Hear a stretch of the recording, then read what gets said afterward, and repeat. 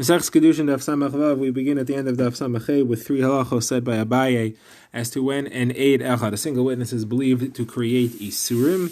Then the Gemara will introduce a machlokes between Abaye and Rava on a similar topic, and the rest of the daf will be devoted to bringing proofs to either side of that machlokes. So we've been discussing the halacha of an eid echad. Generally, we say eid echad ne'eman be'isurim, and a single witness is believed about isurim. That's usually to say that something is mutter. To say that something is aser is not believed.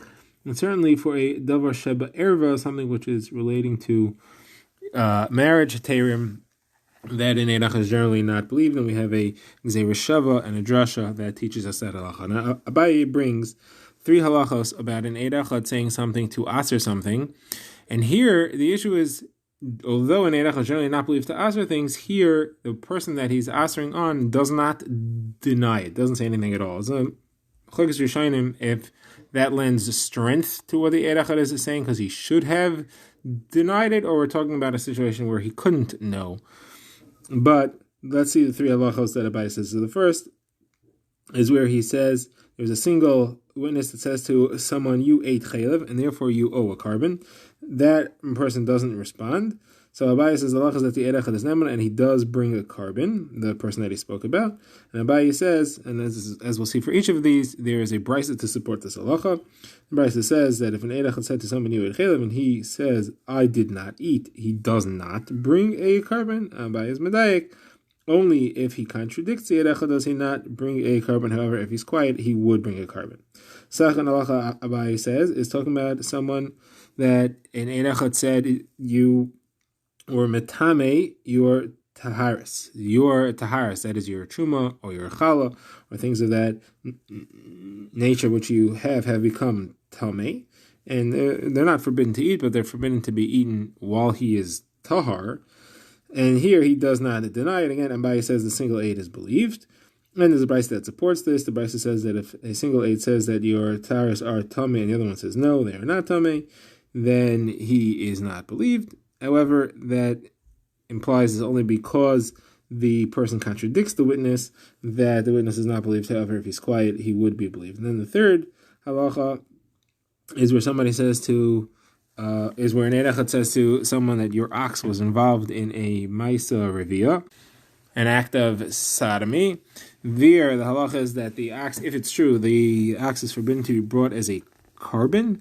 And since the witness is not contradicted, he's believed, and that ox is forbidden to be brought as a carbon henceforth. And the brisa that supports this is, the brisa says that an ox that was involved in a vera or that killed someone, and this is established by one witness or by the admission of the owner, is trusted. Now, obviously, the one witness is not talking about a situation where the owner admits, because then you wouldn't need to say that the one witness is believed. We already said that the admission of the owner is enough. So obviously, we're talking about where the owner does not deny it. If the owner would deny it, he would not be believed. So the owner does not deny it, and that is why the single witness is believed.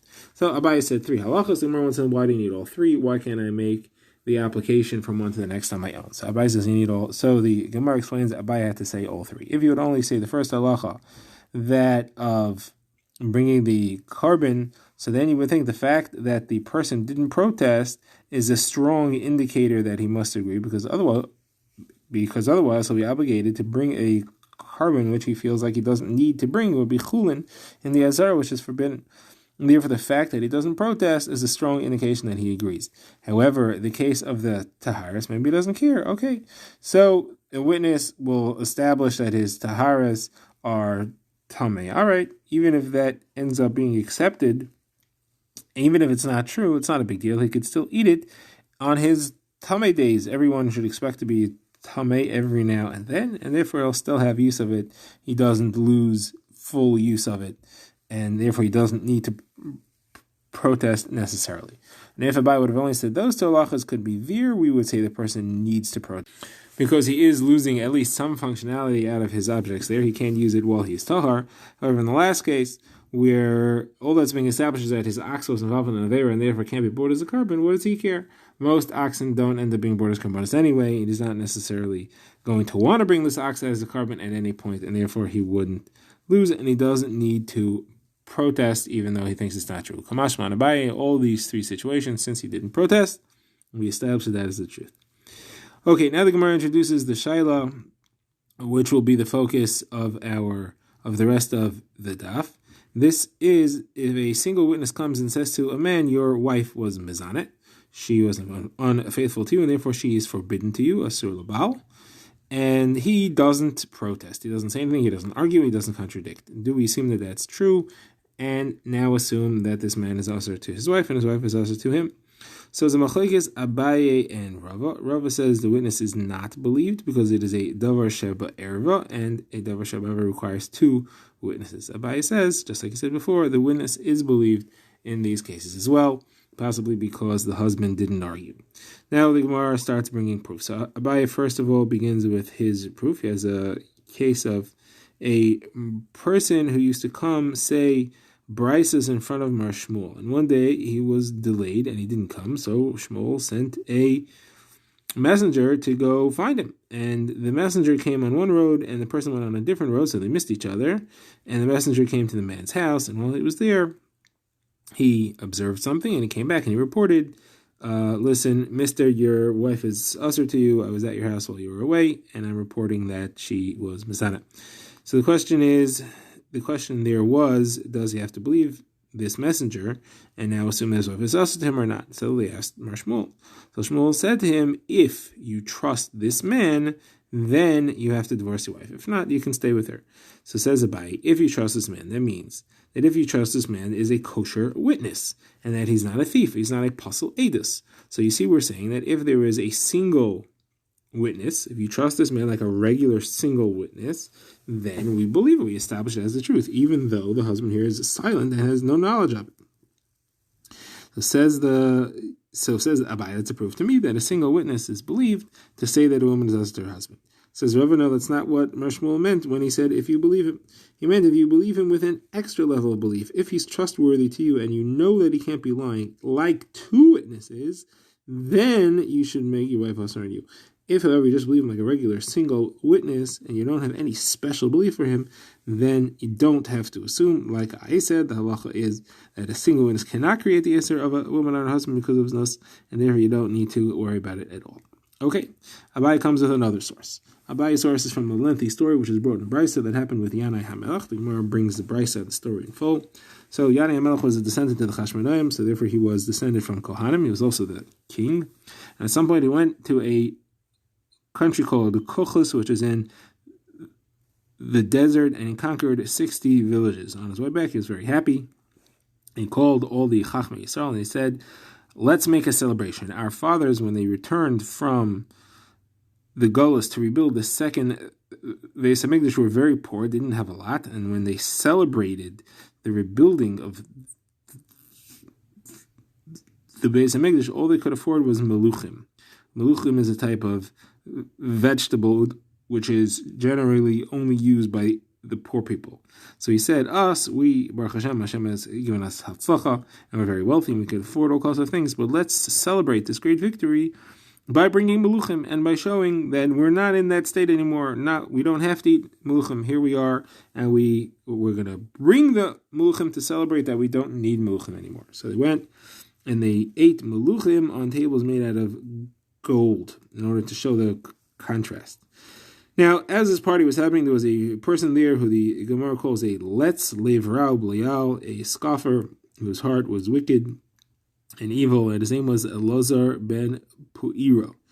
And he said to Yanai HaMelech, the Chachamim, the Prushim are against you. They're sitting here, but they really hate you. So he said, how should I know that that's true? He said, make them stand up in front of the tzitz, meaning place the tzitz on your forehead between your eyes, just like the Kohen Gadol. Apparently, Yanai either held himself as the Kohen Gadol, or Elazar ben Pu'iro was trying to make him think of himself as the Kohen Gadol. He said, put it on your head, make them stand, because they'll have to stand in the presence of the tzitz, which has the name of Hashem written on it, and see what they say. So Yanai did so, and there was an elderly Jew there, one of the Chachamim by the name of Yehuda ben Gididya, and he said to Yanai HaMelech, it's enough for you, the crown of kingship, leave the crown of kahuna to the descendants of Aaron. So he was saying to him, you're not a Kohen. Now, Why would he not be a kohen? Rashi points out that a kohen is allowed to wear the tzitz even not in the time of the avoda, as we've seen earlier in the Masechta on the Daled, that there is an exception to the rules of the Big Kahuna. They are allowed to be worn even for Hana. Anyway, so why would the Chachamim considering him not to be a Kohen if he was descended from the Chashmaim? So the Gemara explains that there had been a persistent rumor going around, which the Chachamim were concerned was true, that Yanai HaMelech's mother had been captured by the Goyim from the town of the Chashmaim called Modi'in. Since she was captured, the assumption was that she was oppressed by the Goyim who captured her, which makes her puzzle for kahuna. Then when she went and she married Yanai Melech's father and gave birth to him, he was a chalol, and therefore doesn't have the halachos of kohanim and can't wear the tzitz. So the Gemara says this is what was explained, and they investigated, and they found that it was not true. So once it was found to be not true, Yanai HaMelech expressed tremendous anger against the Chachamim. And Elazar ben Purira said to him, it's not fair they should do this to you. This embarrassment isn't befitting even for a regular Jew.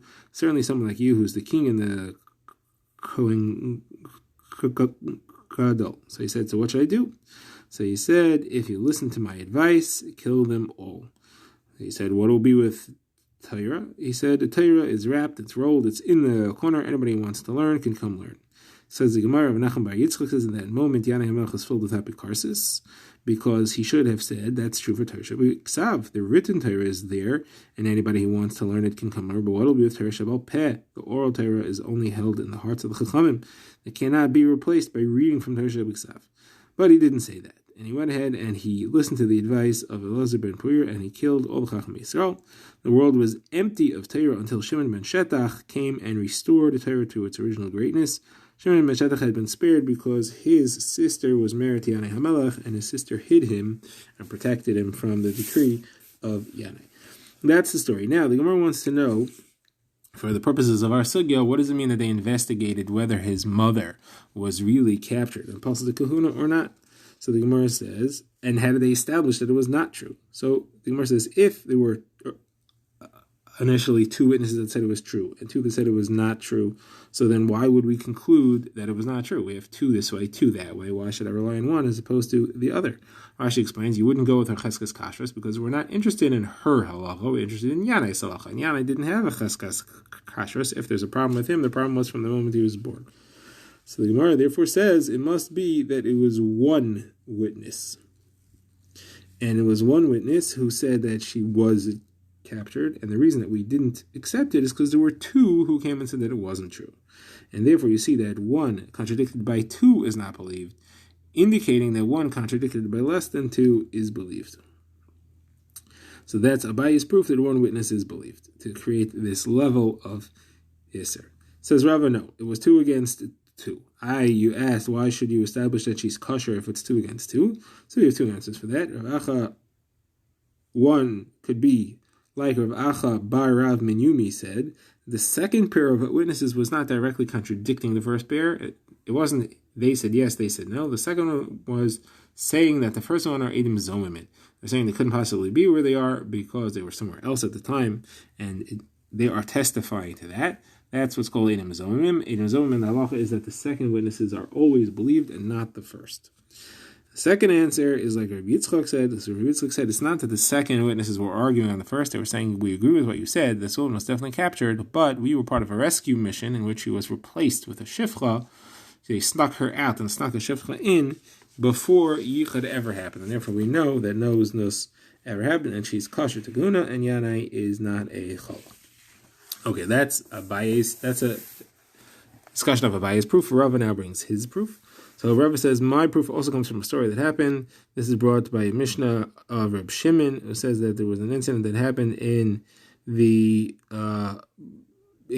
lake in the town of Ziskim in Yavne, which was found to be lacking as far as a mikvah is concerned. It was assumed that at some point on Sunday, let's say, it was measured and was full and it was 40 saw. Then somebody went in there on Tuesday and handled the taharas. And then on Friday we measured and found it was less than 40 saw.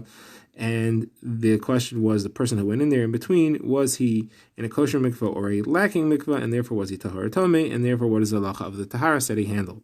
So the Mishnah says there's machlokes between Rabbi Tarfon and Rabbi Akiva. Rabbi Tarfon was matahar, and Rabbi Akiva was matame. Said Rabbi Tarfon, this mikvah was in a chazaka that it was full, and therefore we should assume that it remained full until the last possible moment. Misavig, we're not going to say that it was not full. Rabbi Akiva said, don't go with the chazaka of the mikvah that it was full, go with the chazaka of the person that he was tamei, and assume that it was tamei. So, said Rabbi Tarfon, let's discuss this. I say that it should be compared to a person who was on a mizbeach. He was a kohen who was doing the avodah, and he was found to be a ben gusha or ben chalutza, that the halacha is that his previous avodah is all kosher. Rabbi Akiva said, no, I say it should be compared to that person who, instead of being found to be a ben gusha or ben chalutza, he was found to be a bal mum. And the halacha is that his previous avodah is not kosher. The Gemara is going to give sources to both those halachas shortly. Now, so said Rabbi Tarfon, okay, I say that the case of the mikvah should be compared to the ben gusha ben chalutza, and everything that happened before should be assumed to be tahar, should be assumed to be kosher, and therefore the mikvah should be assumed to be tahar, and the tahar should assume to be tahar. You say it's better to compare it to a balmum, where everything that happened before is assumed to be tamei. So let's see, is the case of the mikvah more comparable to a ben gusha ben chalutza or to a balmum? So said Rabbi Akiva, it's clearly more comparable to a balmum than to a ben chalutza or ben gusha. That is because of two factors. First of all, a mikvah can be established to be chazar by a single witness, and a balmum can be established by a single witness, while ben gusha chalutza requires two witnesses. And second of all, a mikvah is a problem in the guf of the mikvah itself. If it's chasar, it itself has a problem. A balmum, if he has a mum, he himself has a problem. The ben gusha ben chalutza is not about him; it's about his mother. Said Rabbi Tarfon, Akiva, anybody who separates from you is if he separates from life himself, meaning that he accepted the argument. So now the Gemara goes into the argument, what exactly Rabbi Akiva said about the balmum. And here's our analysis. So we said that the balmum, his psul is with an individual, with a yachid. What does that mean? How are we establishing that this person is a balmum? We have one aide who said that he's a balmum. If the person is arguing, so then he should be believed. You have a single witness creating a psul. So it must be that the person is not saying anything, and the opposite of that is the ben gusha or ben chalutza, which must be the same case with a different halacha, and there the person is also quiet, and yet we still see that the ben gusha or ben chalutza is considered to be established only by two and not by one. That therefore is a rava, is proof that in a state of Isser and a state of Psul, as far as marriages, is not established by one witness, just like the Ben Gusha Ben Chalutza cannot be established by one. It requires two at least. Says Abaye, this is not a proof that the case simply is where the person was arguing. And in the case of the Baal Mum, he's believed because we could say to him, if you don't have a mum, show us. Whatever mum he says you have, take off your clothing and let's see. However, in the case of Ben Gusha Ben Chalutza, it's not something that you can ask him to prove, and therefore it's not believed. Okay, now that Gemara goes into the source of the halacha that a Ben Gusha, his previous, if a kohen is found to be a Ben Gusha Ben Chalutza, his previous avodah is kosher. So the Gemara gives a few sources for that. Rabbi Yehuda Amar Shmuel says, because it says V'hosalei l'zari acharav, the kahuna will be for him and his descendants coming after him. You see that coming after him is the halacha supply, but coming before him we don't change. Avud Shmuel says it's from the fact that it says Baruch Hashem Chelu Fal Yadav Tirza in Moshe's bracha to Shevet Levi, that Chelu Pal Yadav Tirza. If you have chulin, if you have chalal, still the work of his hands that was previous will still be accepted. Rabbi Yanai says it's from the Vasa L'Kain Shiyah B'Yom Mehem. You should go to the Kain in those days. What does that mean? You can't go to a Kain in previous days. Must be what it means to say is that only in those days, meaning anything that happens forward, is where you have a problem if he was found to be a puzzle. However, whatever was before is fine. Now, how do you know the halacha that if he's found to be a balmum, everything that he did previously is puzzle? It's no good, says Rabbi Yehuda Mishmuel, because the pasuk describing the bris of kahuna to Pinchas says L'chein Emor Hineni nicely as brisi Shalom. Shalom is written with a broken vav, and therefore you meant to read it as Shalem. That it only works if he is Shalom, if he is whole without any mum, but it's found to be a balmum. That bris was never given, and therefore anything that happens before is possible as well.